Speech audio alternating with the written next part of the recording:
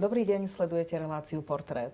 Dnes ju špeciálne vysielame pre vás z Londýna. Naším hosťom je hrdina, ktorý takto o sebe nezmýšľa, svet ho však nazýva britským Schindlerom či najslušnejším človekom na planéte. Ako 29-ročný ľavicovo orientovaný burzový obchodník na prahu druhej svetovej vojny zachránil vďaka svojmu úsudku, odvahe a vytrvalosti 669 československých židovských detí pred istou smrťou. Zorganizoval ich prevoz do Anglicka a do Švédska, kde pre nich našiel adoptívne rodiny. O svojom čine dlho mlčal. Jeho príbeh spred 70 rokov bol objavený len nedávno. Postupne sa k nemu prihlásili stovky dnes už dospelých zachránených detí a tak sa Nikyho rozkošatená pomyselná rodina rozrástla na vyše 5000 ľudí po celom svete. Muž, ktorému vďačia za svoj život, oslavuje obklopený láskou svoje 103. narodeniny. Naším hosťom je Sir Nicholasom Wintonom. Sir, welcome. Thank you. Thank you for giving me the opportunity to interview you. How did you celebrate your birthday? Tell me. We had a big party here in the garden, and all my friends came, and it was very enjoyable. Luckily, we had a fine day. For the last few years, while you were celebrating your birthday, you were flying an ultralight jet. Did you think of doing something same? Well, I would have flown this year, but the pilot wasn't very well, so she couldn't come. But she's the daughter of one of my children, and she does it professionally, and it's marvelous. How old do you feel? I've never felt old in that way. I don't feel any different actually now to what I did 10 years ago, except that I can't move about so easily. But from my brain point of view, I don't feel any different. Did you ever imagine that life would treat you so well and be so kind to you that you would live so long? No, I didn't. But then life's a lottery, isn't it? It's never as you expect it. Did you have a lot of luck in your life? Very great deal of luck. Without luck on your side, it's all very difficult. Most of what one does in one's life is luck and not one organizes for oneself. What was the happiest moment in your life? If you look back, what you can remind from the past? When did you feel really deeply in your heart and in your soul happy? I think that's much too big a question to be answered. I don't see how anybody can answer that quickly. I don't think so. And I mean, in some of the achievements I've done with my old people's homes, but I suppose the greatest happiness was when I got married. Are you a kind of person who is sharing the happiness willingly and openly with other people, or you just keep it inside? I don't think something is happiness that one can share. One's got to absorb it oneself. If one radiates a certain atmosphere that makes other people happy, that's a bonus, but I don't think one can set out to do it as a policy. And if I would recall the moments of your life when you felt the most desperate, what would we talk about? Which moments? When I felt the most desperate? Yes. Oh, there must have been times during the war, during the air raids, when one felt the most desperate. Because things were happening to you about which one had no control. It was just destiny, whether the bomb fell on you or someone else. So I suppose that's when one felt most desperate in a way, because one was impotent. Do you, sir, believe in God? No. You want a quick answer? After all what you went through, you don't believe that God exists? No. No, I don't. At the moments when you had to hope for something better, and call it luck or whatever, did you think of something special? Did you pray? How did you act when you could not influence the happenings around you? If you don't believe in God, so what did you do? I think one can only believe in what one does oneself is correct. I mean, there's so much misery about nowadays, so many terrible things going on. I don't know. I mean, if there's a God, why does he let them happen? Why is there all this misery and destruction and slaughter? No, I'm afraid I can't believe. I'm an agnostic. But you've been baptized as a Christian.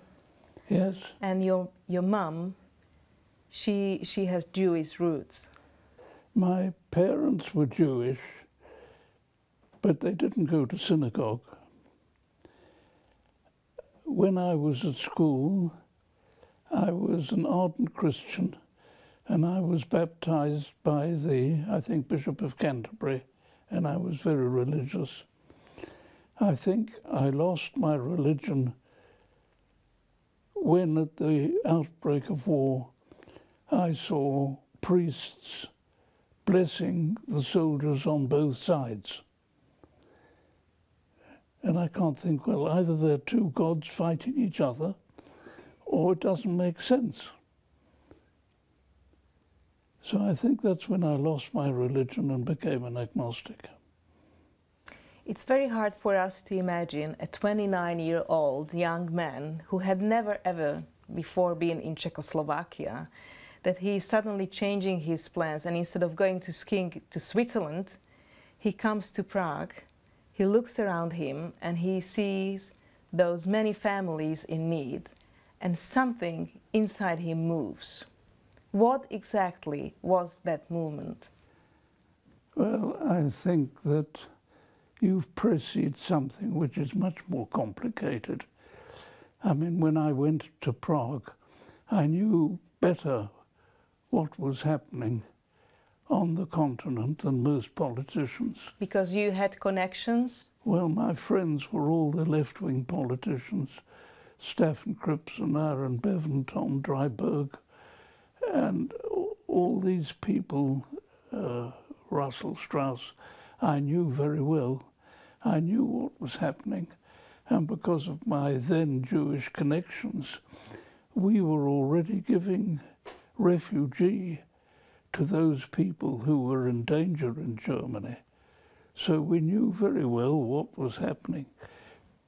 Doctors being stopped from practicing, teachers who were stopped teaching, people who had marvelous positions coming over and wanting a bed to be looked after. We felt, I felt, and my friends felt at the time that we knew much more of what was going on in Europe than Chamberlain and his politicians. So you came to Prague very well informed? Well, I thought I was well informed. Of course, most of the other people thought I was very badly informed. So they were disagreeing, arguing with you? Well, you can't argue with people who have that kind of opinion. Those people who didn't believe in the stories of Hitler's atrocities, you couldn't convince. They just didn't believe. It's almost like God, isn't it? You either believe or you don't. Yeah. When you were in Prague, you were courageous. You could say, well, I don't have connections, I don't have that much money that I can save those children and those people in need. I just give it up. But you said, no, I'm gonna try. How did you make the impossible possible? Well, anything that can be done can't be impossible. There must be a way of doing it. And it was merely finding out the way of doing it and making the practical arrangements to see that it got done. Once you've decided on that, it's not too difficult. You've got to be determined, that's all. Were you lucky to find people who could help you at that time in Prague? Did you have your good friends, your own team? the teams that I met in Prague at that time were committees which already existed. There was a committee looking after the people who were fleeing from Hitler because they were Jews. There were people fleeing from Hitler because they were communists. There were people fleeing from Hitler because they were known anti-Hitler people. And there were 5 committees existing trying to help people who were in that state. So I had access to these committees, and it was purely a question of saying to them, if I can do it, I will try. But at that time, nobody had gone to the Home Office and tried, because everybody said it wasn't possible. But nothing that's not impossible must be possible. Did you keep this for yourself for your whole life? Did it become, or maybe it was a special characteristic of your personality? Well, it is my personality. That is my personality. How do you like then when people say you, even now, that something is not possible, it's not doable, it's not manageable? Well, very often they're right. But in those cases where I think that they're wrong, if I think it's not impossible, then there must be a way of doing it. Just a question of hard work, persuasiveness. How is it possible that many other young people didn't act? They didn't do anything. Did you question yourself? Why did it happen? But then, as history has shown, a whole lot of people did do something. Many more people than one believes did something. And if, as some people in Germany, if they did what I did as an Englishman had done, they would have been arrested. I mean, it was a very dangerous situation. So, anyway, some people are interested in helping humanity. That's for humanity today to decide and make up their mind. Because we're not going the right way at the moment, are we? What are you afraid of if you say we are not going the right way? Well, I don't think that the major problems today are really being dealt with. We're dealing with all kinds of problems which are artificial. I mean, the fact that one of the main problems in the world today is water shortage. One of the main problems today is overpopulation. All these, there are very few people who are dealing with these major problems. One of the great people, of course, who tried to deal with it is Václav Havel. And he's still got his yearly convention, which deals with these subjects. But not a lot of people are working in that direction.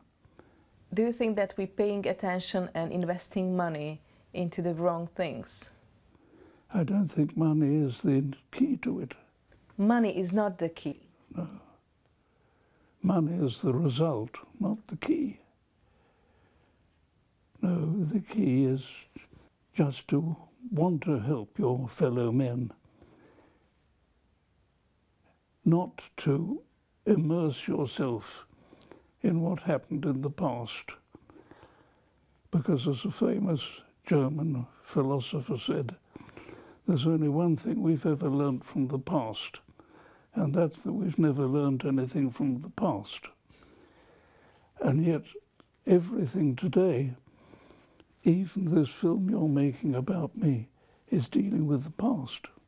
But people have got to stop thinking about the past from which we've never learned anything and try and build a more ethical society. Well, I mean, it can't be a crisis of money because money is the result, not the cause of all these things that we're suffering. But, I mean, if people lived according to the ethics, which is the standard of all religions, there wouldn't be a problem. It's quite easy. Live an ordinary, decent, ethical society and be prepared to compromise.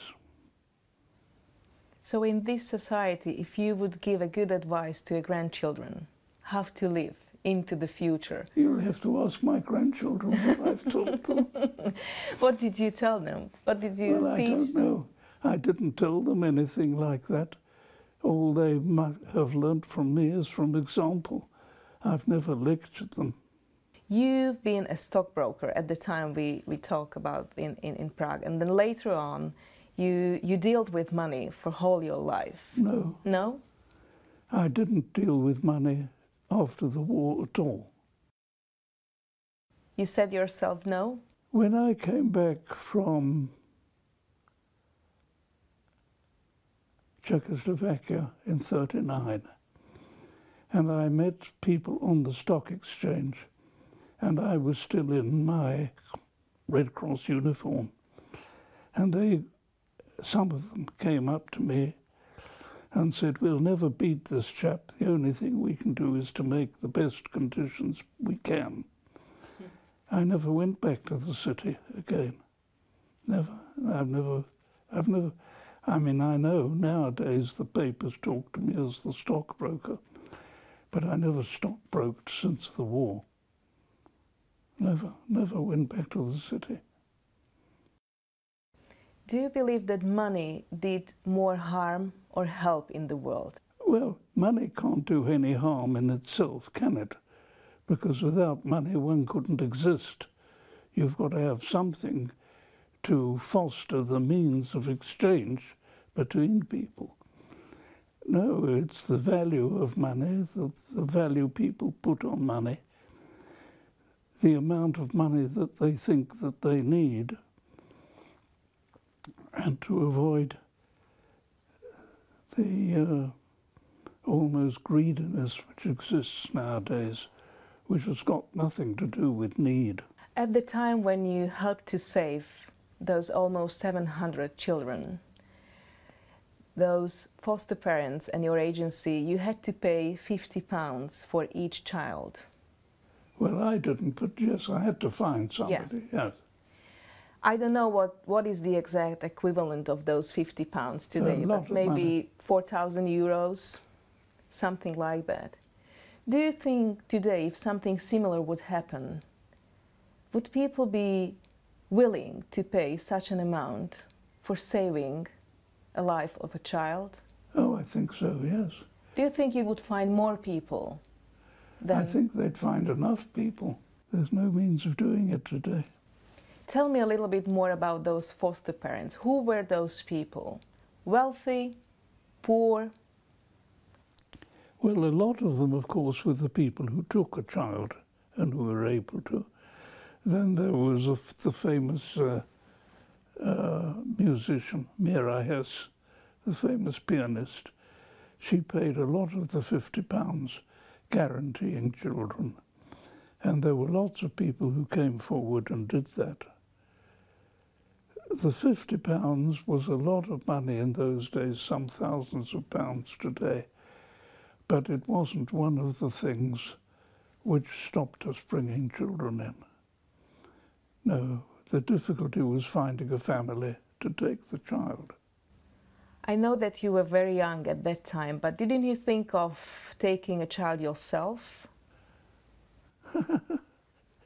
I'd never thought of that. You'll have to... No, I'll answer that next time you talk to me.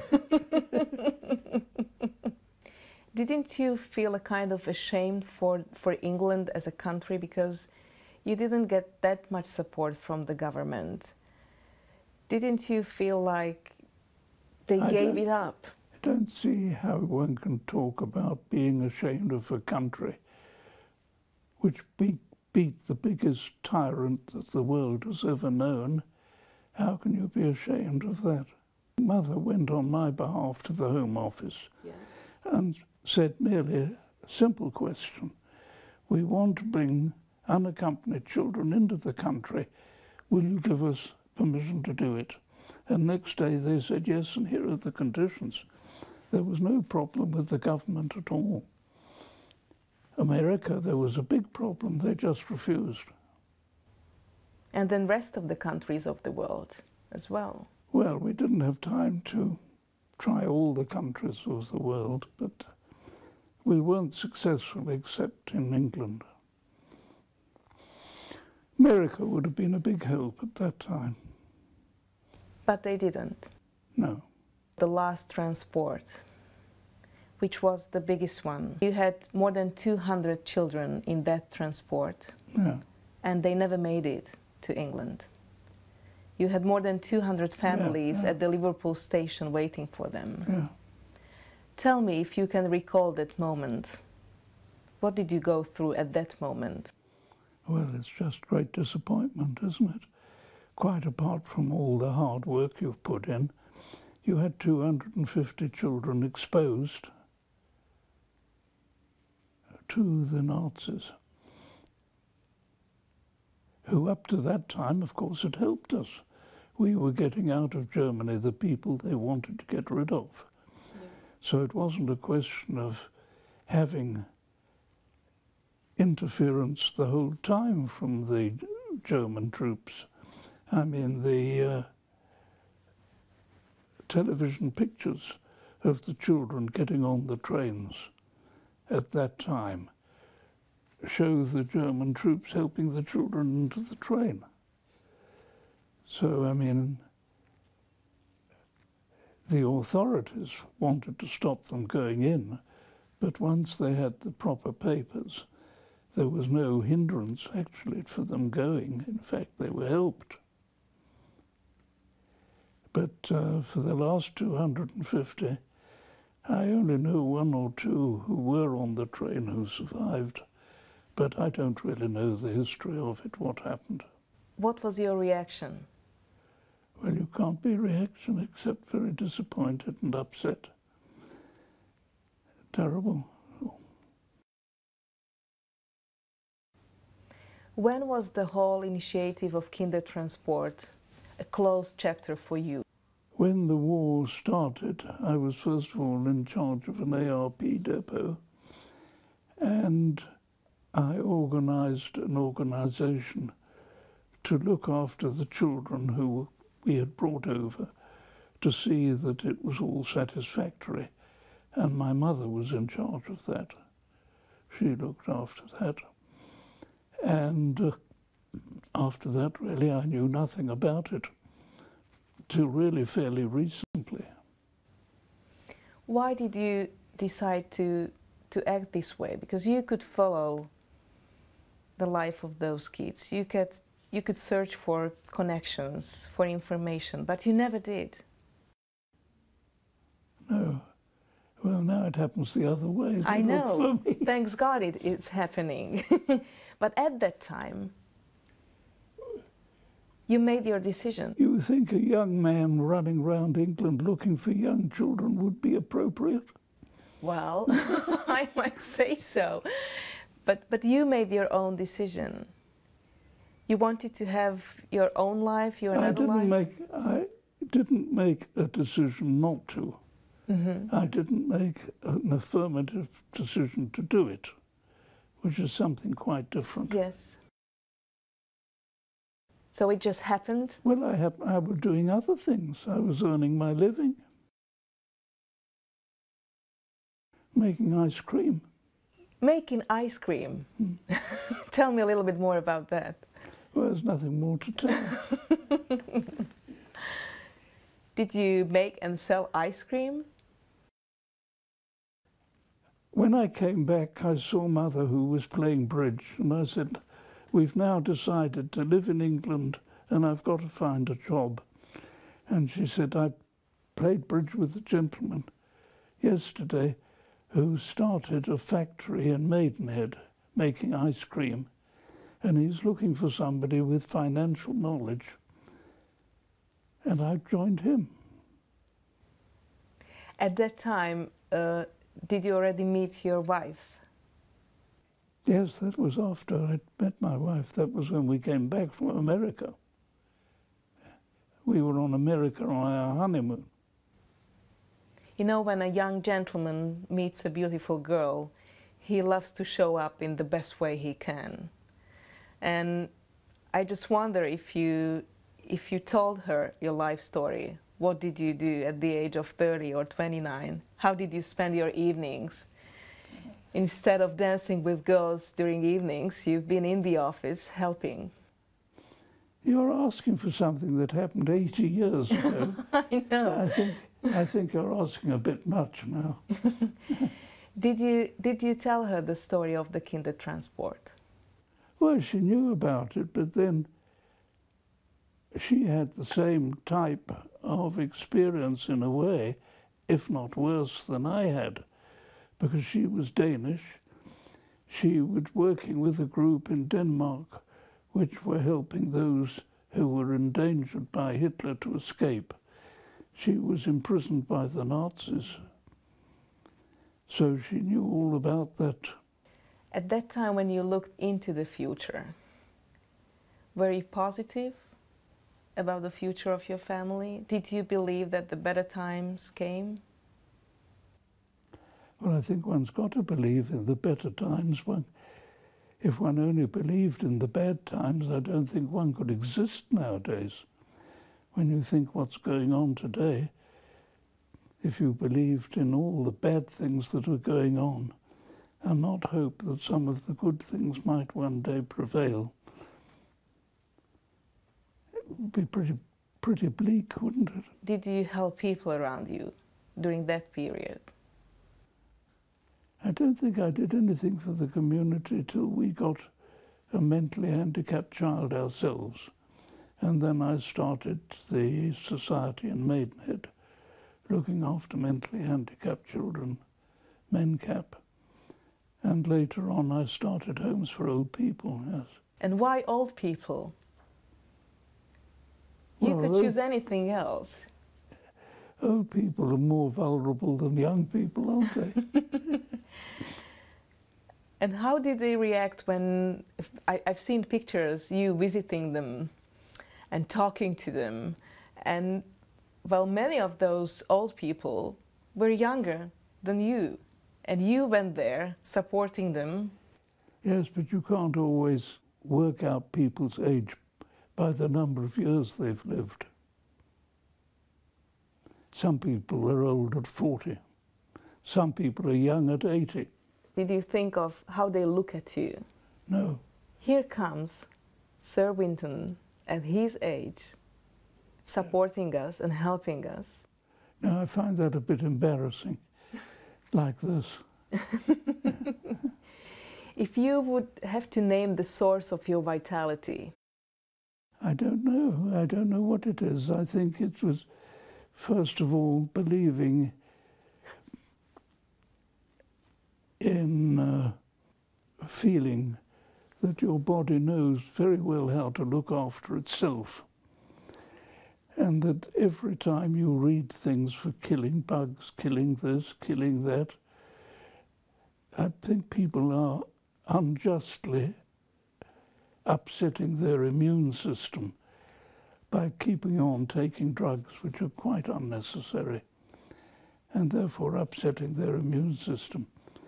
But that's my private idea. Not many people believe me. It's worked for me.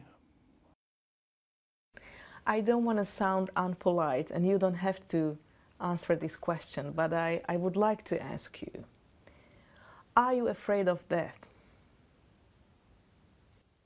I'm not looking forward to it. I'm not looking forward to it because there's so much still to be done.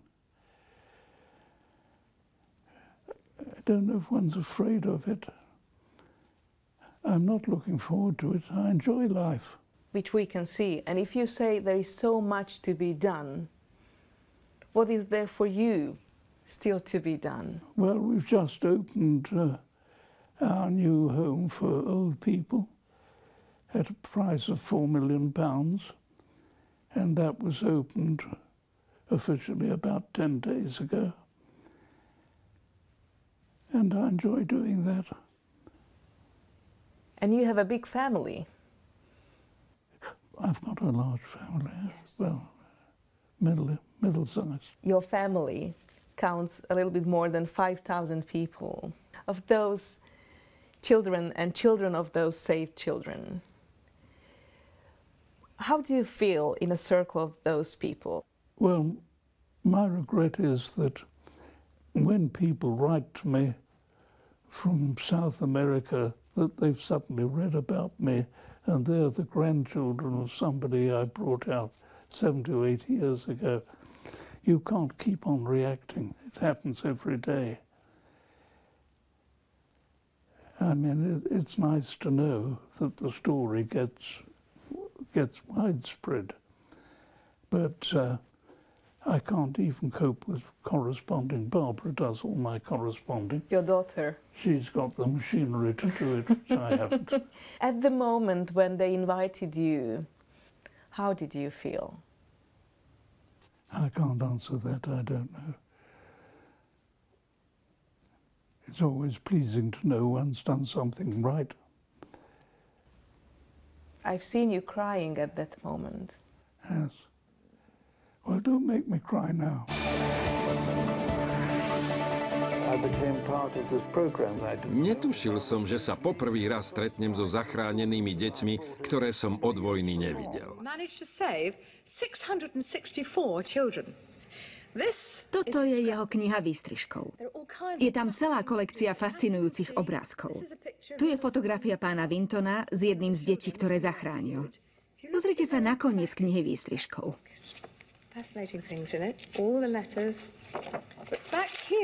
A tu je zoznam zachránených detí. Toto je Viera Diamantová, dnes Vera Gissingová. Aj jej meno sme našli na zozname. Vera Gissingová je dnes večer s nami. Dobrý večer, Vera. Musím vám prezradiť, že sedíte priamo vedľa pána Nicholasa Wintona.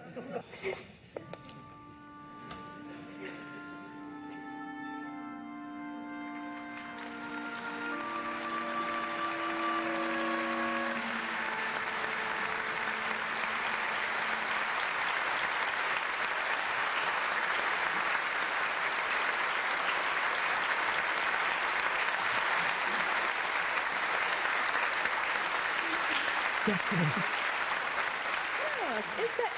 Je tu ešte niekto, kto vďačí za svoj život pánovi Nicholasovi Wintonovi? Ak áno, prosím, vstaňte.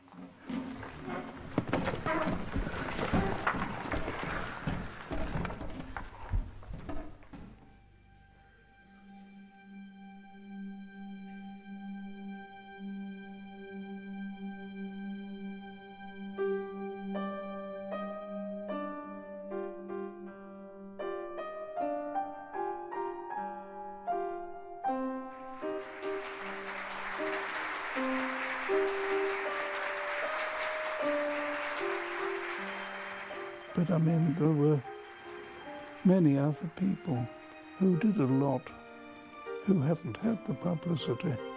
Well, there was nothing heroic in it. It was just hard work.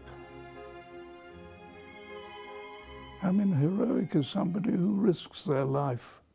I never risked my life. It wasn't really dangerous. They could arrest you, even as an Englishman in Prague. They could. But I never felt in any danger. I suppose that's why I survived, because I didn't feel I was in danger. Where is the scrapbook now? Upstairs. Upstairs? Well, the original's in Yad Vashem. Yad Vashem, the museum, but the monument in Israel. There are lots of copies which Betty Maxwell made. I've got one of the copies, but there are quite a number of copies of that book. Sometimes in those moments when you are here home by your own, do you have a look at those pictures? Do I have a look at them? Yes. I prefer to see the people themselves. And I get visited by quite a lot of them. There was one here this morning, Vera Gissing. She was here this morning. People believe that with love, we keep people alive. Do you think that that plays a role in your life as well? No, the only thing that would really make a difference to the world if people believed fundamentally in the ethics. Now, there must be 70 or 80 religions in the world, and presumably they all have an ethical background. So if they lived an ethical life and were willing occasionally to compromise, which has got a bad name for itself, but no marriage could exist without it. Ethics and compromise, they are the things that could help the world. But at the present moment, it's not going that way. I'm not sure if there is life after death. But if there is a slight option that there is something like heaven, are you ready to meet all those parents of those saved children? I can't think that way because I can't believe in the infinite. Unless you can believe in the infinite, you can't believe that way. And if you believe in the infinite, what's at the end of the infinite? I'd like to believe that there was something else, but I don't. But the story of Nicholasom Wintonom and those saved children will live on. Yes, but it depends which part of it lives on, doesn't it? So you are a little bit skeptical? I'm not. Do I understand? I'm not a little bit skeptical. I'm very skeptical. You're very skeptical. Yes.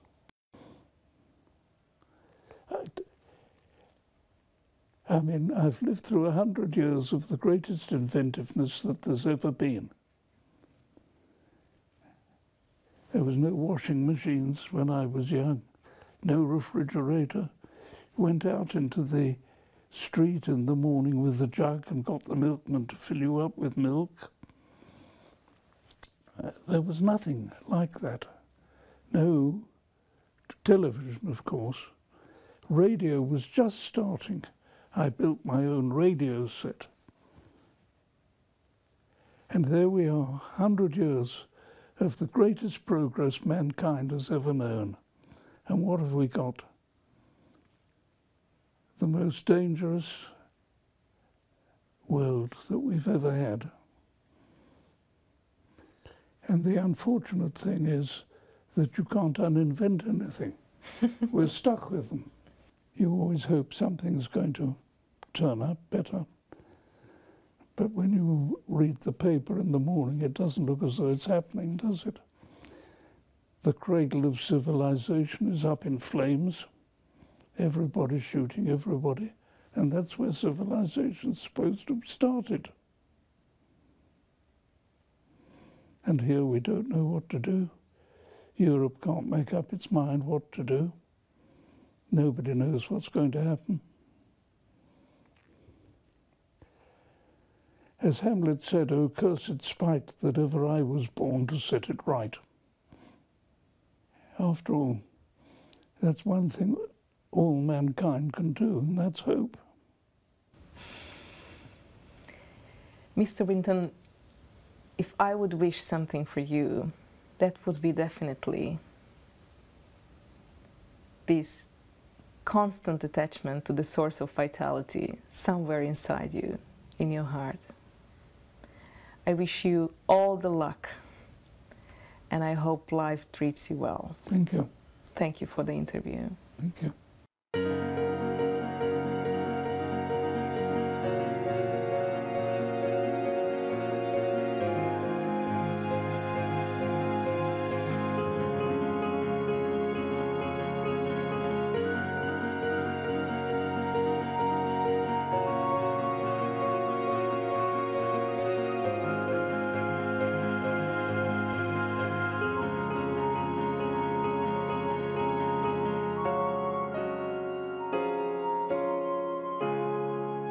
would like to kiss you, may I? A small thank you for being so kind. Thank you. And finding this extra energy for the interview. What's your next assignment?